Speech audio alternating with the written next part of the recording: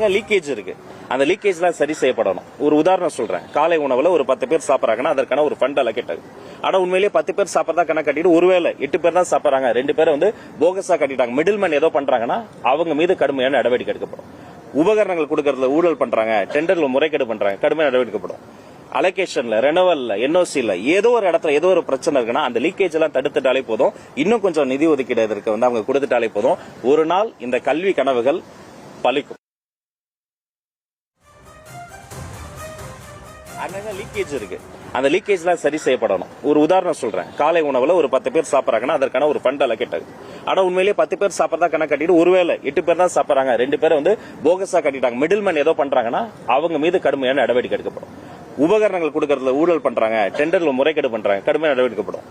அலோகேஷன்ல, ரெனவல்ல, என்ஓசில ஏதோ ஒரு இடத்துல ஏதோ ஒரு பிரச்சனை இருக்குன்னா அந்த லீக்கேஜ் எல்லாம் தடுத்துட்டாலே போதும். இன்னும் கொஞ்சம் நிதி ஒதுக்கீடு இதற்கு அவங்க கொடுத்துட்டாலே போதும். ஒரு நாள் இந்த கல்வி கனவுகள் பலிக்கும்.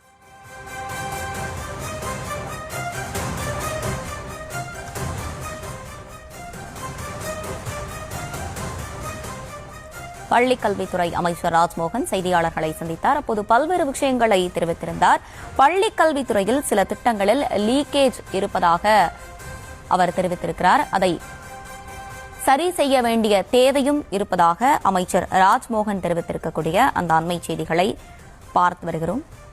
தொடர்ந்து விரிவான விவரங்களுடன் இணைகிறார் நம்முடைய செய்தியாளர் ராஜேஷ். ராஜேஷ், வணக்கம். முழு விவரங்கள் வழங்கலாம். வணக்கம்.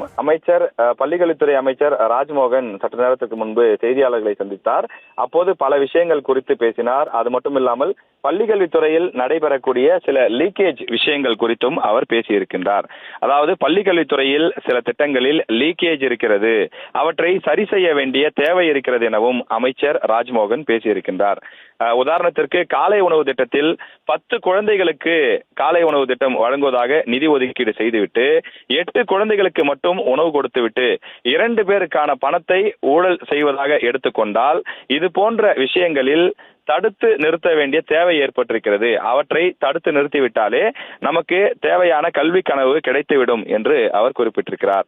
உதாரணத்திற்கு மாணவர்களுக்கு வழங்கப்படக்கூடிய கல்வி உபகரணங்களில் நடைபெறக்கூடிய ஊழல், அதே போல பள்ளி கல்வி சார்ந்த திட்டங்களில் நடைபெறக்கூடிய டெண்டர்களில் நடைபெறக்கூடிய முறைகேடு, இது போன்ற விஷயங்களை தடுத்து நிறுத்த வேண்டிய தேவை ஏற்பட்டிருக்கிறது. அதற்கான பணிகள் நடைபெறுகிறது என்ற தொனியில அமைச்சர் ராஜ்மோகன் பேசியிருக்கின்றார்.